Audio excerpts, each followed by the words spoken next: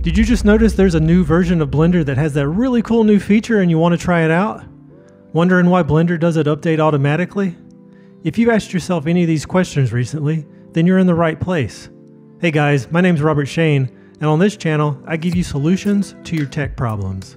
I don't want to waste any more of your time, so let's get into it. Now, on my last video, we discussed how to update Blender automatically, so if you're wondering how that's done, click the link in the top right.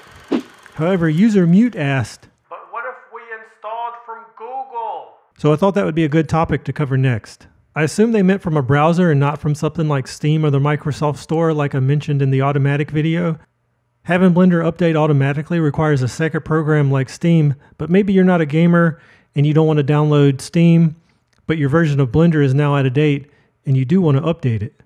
At that point, the only way to do it is by doing it manually, as there's no auto update features in Blender, and the reason for that is because once you start working on big projects, you're not going to want Blender to update because there's a slight chance that the update could cause something in your scene to not work. You typically only want to update Blender when you're in between projects. Fortunately, upgrading manually is really simple. In fact, I've already made a video describing the process. You would just download the latest version and install it exactly as I've mentioned in the first video of this series, how to download and install Blender, which I'll link here in the top right and in the description located in the direction you're familiar with. I'll give you a super quick overview in case you don't want to click off this video.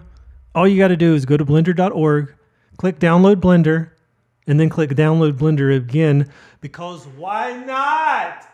After you do that, any Blender icon on your start menu or desktop should point you to the newest version of Blender on your system. And that's all there is to it. Well guys, that's it for this video. Thank you so much for watching.